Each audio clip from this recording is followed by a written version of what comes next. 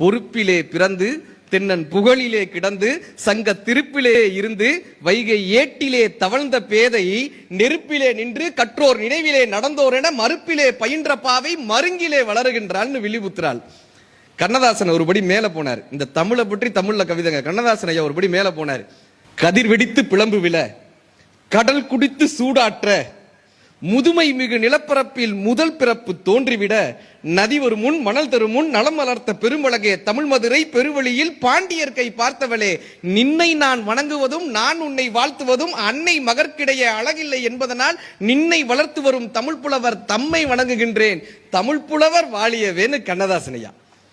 எல்லாத்தையும் தாண்டி இப்ப நெல்லை ஜெயந்தா ஒரு கவிதை எழுதியிருப்பாரு. தமிழுக்கு என்ன சந்தோன்றீங்க, இதான் கவிதையினுடைய சுவை. நம்ம ரசிக்கிறோம்ல, முகத்துல ஒரு புன்சிரிப்பை கொண்டு வந்துருது இல்ல. இந்த நெல்லை ஜெயந்தா எழுதுவாருங்க தமிழை